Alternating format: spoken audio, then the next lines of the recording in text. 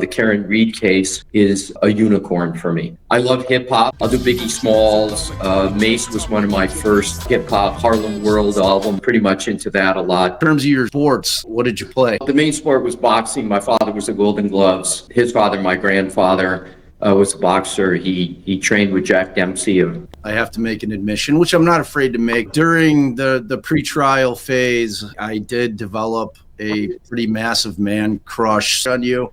So if you catch me during this live gazing upon you with starry eyes, I'm apologizing in advance. There's Bob Alessi, Karen Reed's former attorney, looking good, and apparently he's getting interviewed by a gay attorney that really has a crush on him. Okay, so I just wanted to lay that out there. I think all of our subs and our followers know that I had big love for Bob Alessi. So I'm really happy you're here. I'm excited for this conversation. You have made having a robust vocabulary very cool. My God, this guy is in love. I wish my wife looked at me the way he looks at Bob. I thank you for that because you're bringing big words back, Bob, and I'm a big fan of big words. I'm definitely not a fan of using big words just for the sake of using big words, but I have a feeling there's something big on this host now that he sees his lover, Bob. I'd like to kind of get some of your background. I'd like to know a little bit about what makes you tick. Why don't you tell us a little bit about your childhood? You don't have to go too deep into it.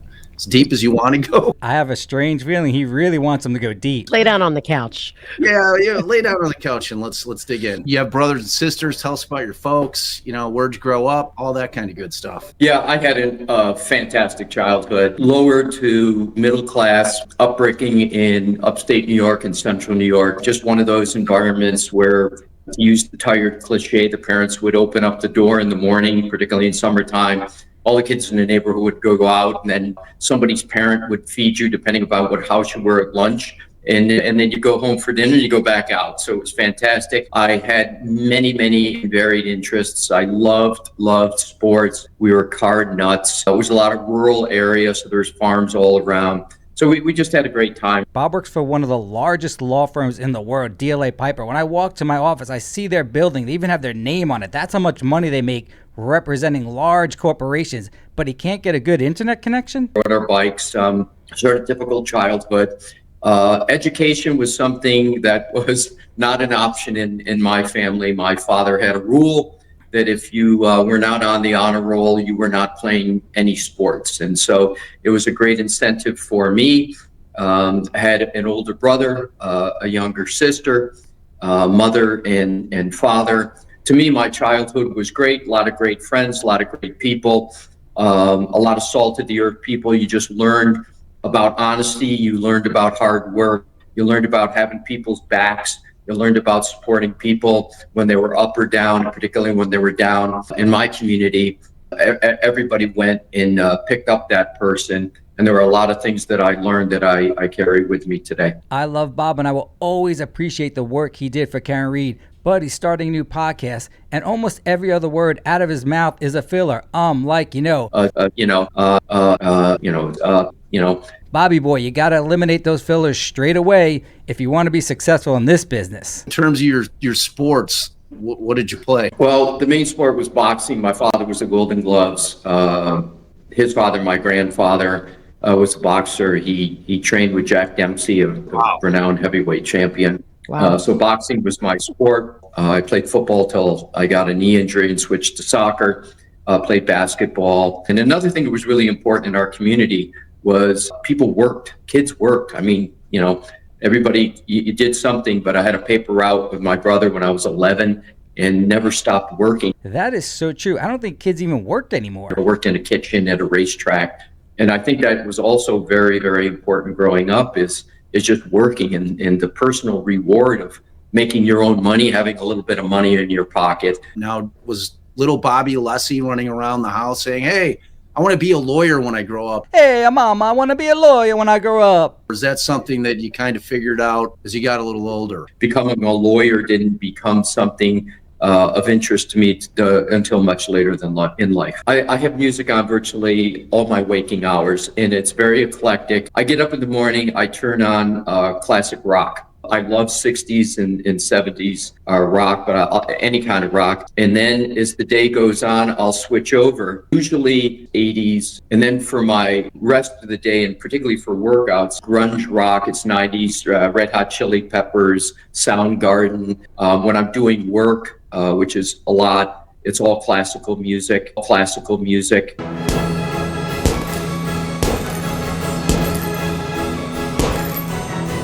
When I'm getting ready to retire, I listen to oldies, 50s and 60s music. Throughout the day, when the mood hits me, I love hip hop. I'll do Biggie Smalls. Mace was one of my first hip hop, Harlem World album. I was pretty much into that a lot. So I love hip hop as well. So neither of my parents went to college. My paternal grandfather, and I won't get into the story, but my father's real father was a philosophy. Bob just mentions his father's real father, which is an interesting statement to make. Let's hope this gay interviewer follows up with him on that. Nut. He loved to read philosophy. He loved logic. I used to go to his house every Sunday, and he used to give me philosophy books to read. He was big on being a well-rounded individual, but I had fantastic mentors, and most prominently my paternal grandfather. I'm going to take it by your surname that you're Italian, yes? Well, that's my father's surname, but his real father was John Patrick Larkin. There it is again, a reference to his real father. You have to ask some more questions about that. I've never saw this show before with that gay host and his Jewish co-host, but apparently they didn't follow up with that question. I really want to know, what does he mean by his real father? Really? My mother's 100% Italian, but my father is half Italian, and the heavy gene is the Irish gene. So when I grew up, the men were fairly quiet. My father was a notorious street fighter, and the apple didn't fall too far from the tree.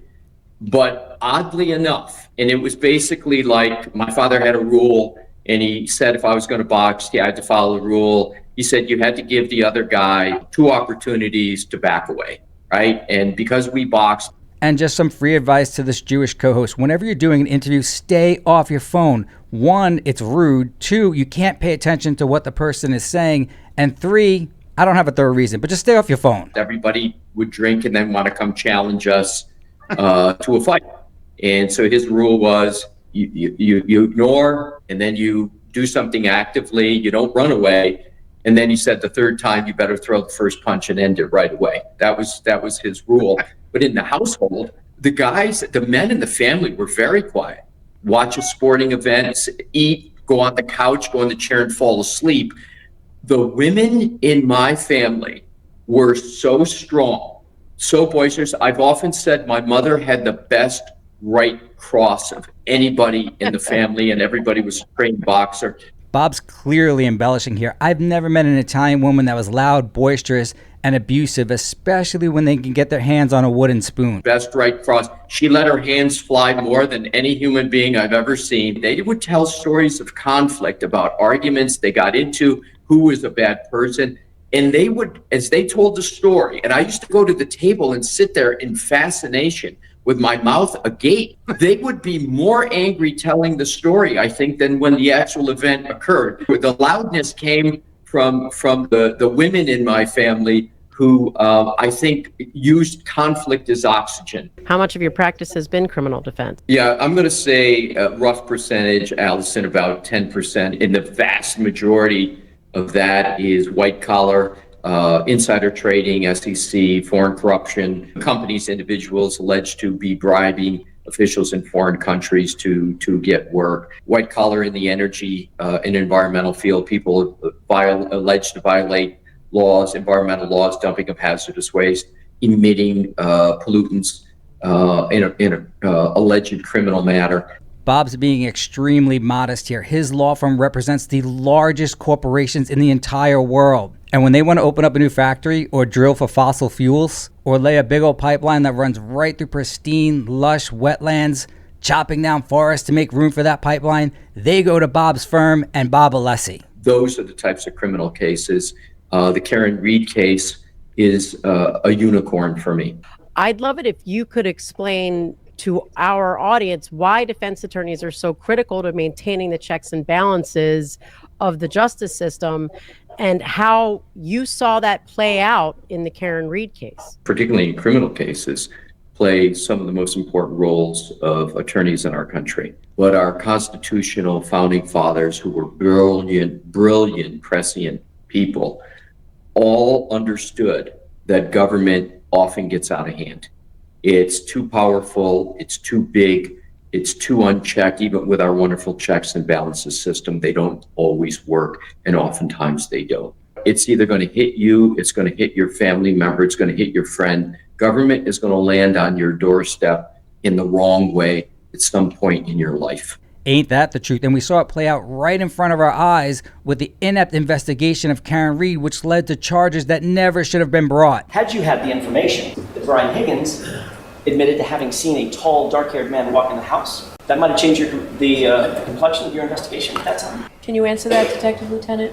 In the off chance that Mr. Higgins presumably had said something like that? You were asked the question, quote, did that male come inside the house?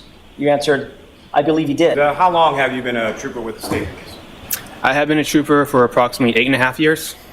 And 12.5 years. The cell phone was found under his torso, under his body. What's your theory on how that cell phone ended up flying 30 feet with it? It just did. And you need a defense attorney that is skilled, that's passionate, that's committed, that is going to fight hard for you. And that's just your ticket in to have a chance. And so anybody who's gone through the system unjustly or even justly knows the value of a defense attorney. The Karen Reed case really heightened my own respect for the defense bar, because I this type of what I call the more blue collar criminal defense, I had not done much of at all. For the most part, Bob's firm concentrates on the big money makers, the big corporations. There's not much money in regular criminal defense. You can look at the statistics. You can look at how many people are wrongly accused. You can look at how many people are overcharged. You can look at how many people in government law enforcement either inadvertently or advertently have bias, and they just go after people. And the only persons standing between an unjustly accused or an overly charged accused is a defense attorney. It took the defense team that was put together, that rarely gets put together like that. It took all of us and everything, and we got it across the finish line. But that was not a guarantee. There's still too much power and unchecked power in government. Determining who murdered John O'Keefe was very simple. Brian Higgins, I'm not a beer drinker, and that's what they had. And they were going against a tin can initially. Lowley, he's not a hardened prosecutor. This case should have been easily won, and it wasn't. It took all of these attorneys to actually win. When it comes to investigations, prosecutors today are not the same prosecutors of 10 years ago, 20 years ago. When they would just look to do justice, it's too much of a competition to win. And was there ever a case where it was more of an elucidated example of win at all costs rather than search the truth than the Karen Reed case? I'm not sure what elucidated means, but Bob is 100% right again. This was such a simple case, and the murderer was so obvious. Brian Higgins? Yet it took 2 trials and multiple attorneys with millions of dollars in order to beat. What chance does an ordinary person have if they're going up against the same type of system without all that support? Apparently, Bob and David Yannetti are starting a new podcast, and I wish them the best of luck. But the last thing this country needs is a couple of Italian attorneys thinking that they're so smart, witty, and funny that they can have their own podcast.